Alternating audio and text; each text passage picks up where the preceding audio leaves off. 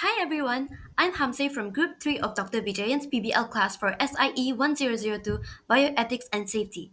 Today, my group will be doing a presentation on our poster titled To Act or to Delay Solving a PhD Student's Dilemma.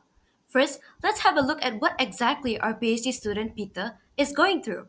I will be passing to Izana to do the introduction.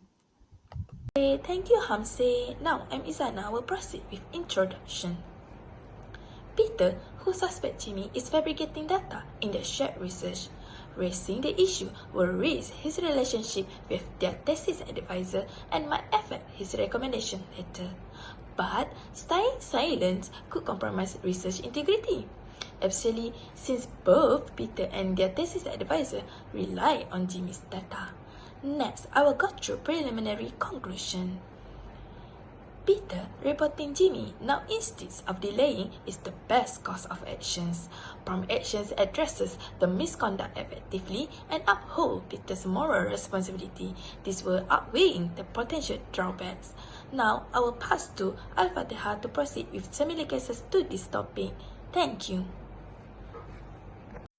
Okay, thank you, Izana. Now I continue with the similar case which involved Jan Henrik Schon, who fraud in falsifying of superconductivity in physics data.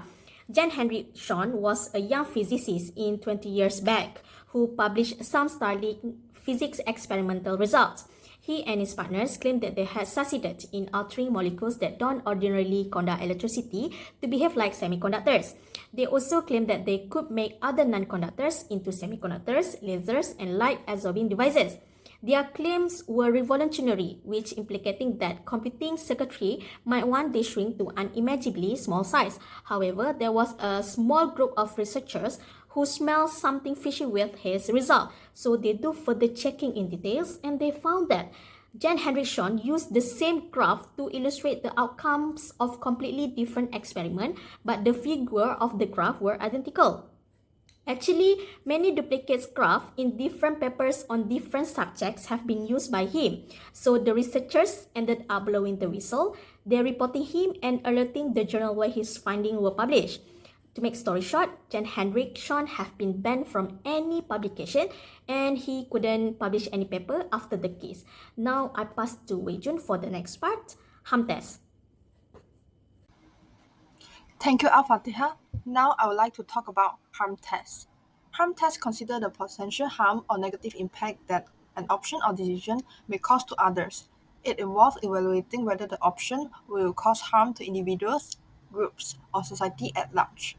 In this case, we can see that the parties involved are Peter, Jimmy, and thesis advisor. For Peter, we can see from some aspects. For example, if Peter reports Jimmy now, from the aspect of academic, this upholds the sense of ethical responsibility. However, this cause risk damaging relationship with the advisor. From the aspect of emotional, this relieve Peter from overcoming the situation. And from the aspect of career, Peter might not receive recommendation letter. On the other hand, if Peter delays reporting Jimmy, this prolongs moral conflict. However, he will still remain a good relationship with advisor. From the aspect of emotional, Peter will continue feel stress. And last, from the aspect of career, Peter will receive recommendation letter. Next, the party involved is Jimmy. If Peter report Jimmy now, from the aspect of accountability, the opportunity to reflect and correct behavior increases. However, this will harm academic prospect from the aspect of academic. If Peter chooses to delay reporting Jimmy, these charges taken against him. And the last party involved is thesis advisor. So from the aspect of research integrity, if Peter reports Jimmy now, discrepancies can be corrected. But on the other hand, if Peter delays reporting Jimmy, risk of continued use of falsified data in the reports increase. So based on the harm test, Peter reporting Jimmy now has more positive impact than less harm than delaying the report.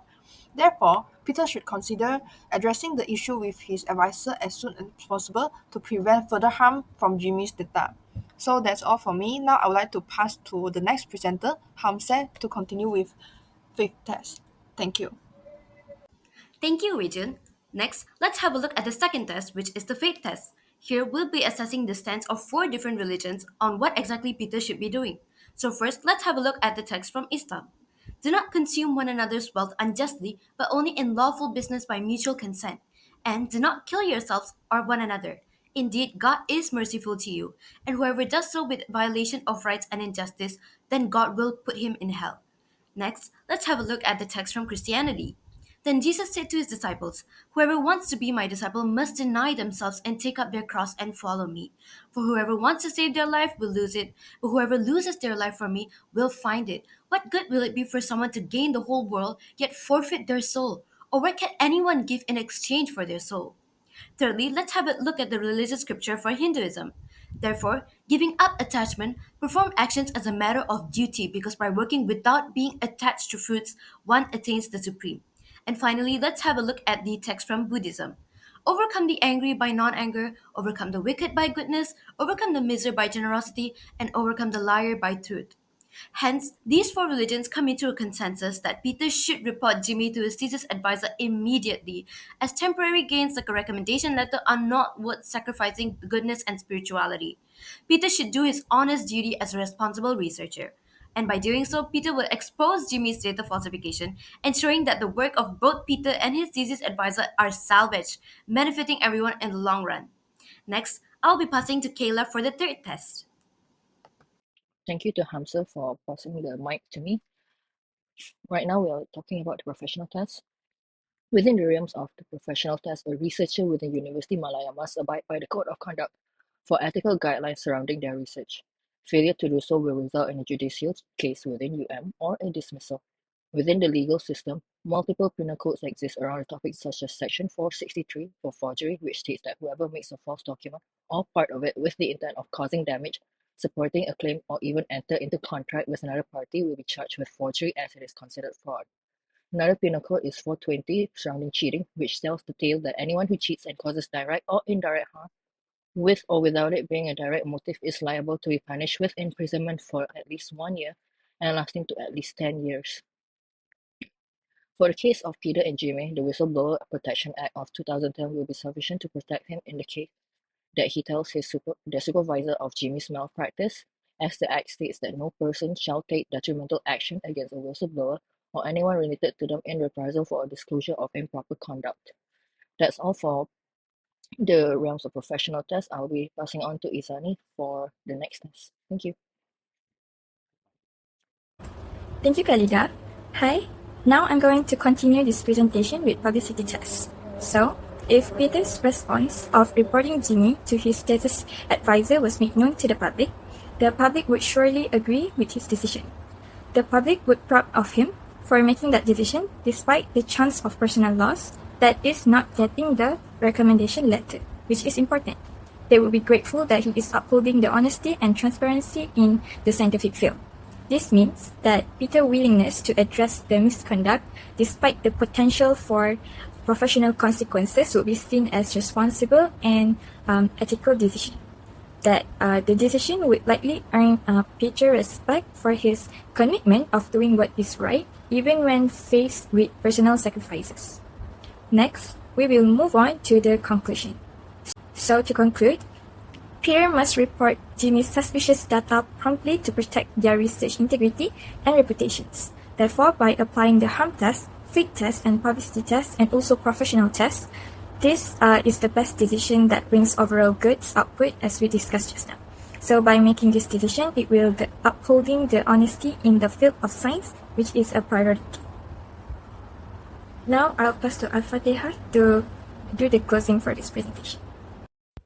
For closing, we would like to extend our heartfelt gratitude to our PBL lecturer, Dr. Vijayan, for his invaluable guidance throughout the process of creating this poster. We also wish to thank the rest of our lecturers of SIE1002 for equipping us with the knowledge and insight that made our poster complete. Last but not least, we also attach a few references in this poster for your further review. Thank you so much and have a nice day.